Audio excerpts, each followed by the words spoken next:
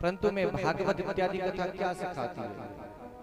देखो, ये कोई भक्ति का ये प्रमाण नहीं कि आपको सुख ही सुख मिलेगा, या भागवत जी की शरण में आ गए तो सुख ही सुख होंगे आपके जीवन में, आप बिल्कुल परिपूर्ण हो जाएंगे, ऐसा कहीं कुछ नहीं है। केवल ठाकुर जी उतनी सामर्थ्य दे देते हैं आपके हृदय में कि आप सब कुछ बड़ी सरलता से, इस प्रकार मनीषी होते हैं ना, उन्हें दुख से कोई प्रभाव पड़ता है, ना उन्हें सुख से कोई प्रभाव पड़ता है।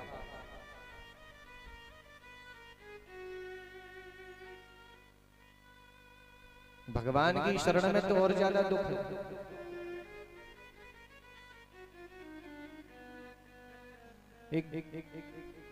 दो भक्त हुए, भगवान के बड़े अच्छे परम भक्त थे, पर्वत पर तपस्या कर रहे थे। दोनों की इच्छा थी कि हम भगवत प्राप्ति हो।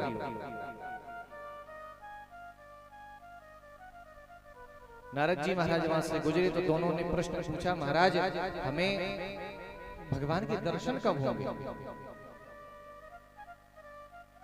पहले प्रथम भक्ति के पास पहुंचे तो एक वृक्ष के नीचे वो तपस्या कर रहा था, एक दूसरे वृक्ष के नीचे। तो पहले इसने पूछा, महाराज आप तो वहां जाते हैं, उनसे आपका अच्छा संबंध है नारायण से, क्या हमें भगवान कब मिलेंगे, बता सकते हैं? तो नारद जी ने कहा, अभी तो जितने इस वृक्ष में पत्ती हैं तुम्हें उतनी प्रतीक्षा करनी है, इतने वर्ष तपस्या करनी है, तब भगवान की प्राप्ति होगी। जब उसने इतना सुना तो उससे भयंकर दुखी हो गया। बोला, अरे इतनी प्रतीक्षा करनी है कि इतने वर्षों तक? मन में गिलानी हो गई कि भी तो बहुत समय है, चलो बाद में कर लेंगे, अब जो मिलना है नहीं भगवान को अभी।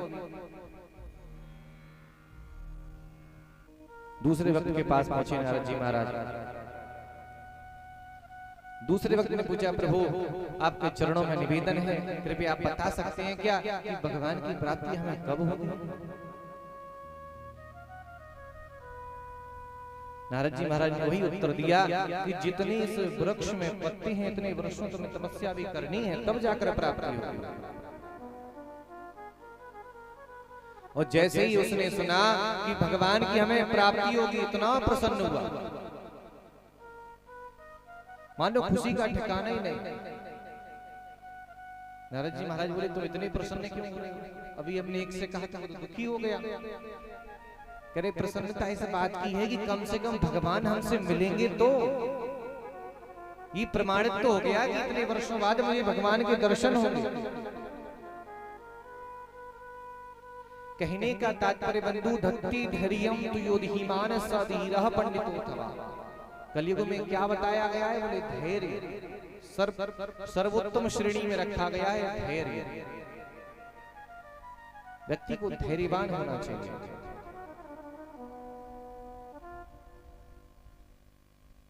और ये सब कब मिलता है? जब हम अपने जीवन को भगवान के चरणों में निवेदित कर देते हैं। जन्मांतरे भवेत् पुण्यम तदा भागवतम लभेत्। जब हमारे जन्म जन्मांतरों के पुण्यों का उदय होता है, तब जाकर ये कथा सुनने को हमें मिलती है। ये तो बड़ी कृपा है भूत भावन भोलेनाथ जी की, माँ काली माँ के चरणों में बैठकर उत्तर प्रदेश भरतखंडे आर्यावर्त देशांतर्गत ये भरतखंड है। विदेशों में ये सब व्यवस्थाएं नहीं होती। कितनी बड़ी कृपा की है कि कितनी सरलता से हमें हर 2-4 किलोमीटर पे मंदिर मिल जाता है दर्शन करने को ठाकुर जी। स्वर्ग में भी इतने मंदिर नहीं होते, केवल नारायण अपने गोलोक में बैठे हुए हैं। परंतु यहाँ आप जाओ, वृंदावन दर्शन कर लो, अयोध्या चले जाओ, श्री रंगनाथ जी चले जाओ, द्वारिका चले जाओ, हर जगह बद्रीनाथ जी जाओ, केदारनाथ जी जाओ, कहीं भी जाओ, सब जगह भगवान विराजमान है आपको दर्शन देने के लिए। स्मृति लोक में ये सुविधा है, बस डिस्काउंट पे चली ना, ये छूट रही भगवान ने कि चलो भैया अब यहाँ के प्राणी तो जाएंगे नहीं, इनके लिए और व्यवस्था।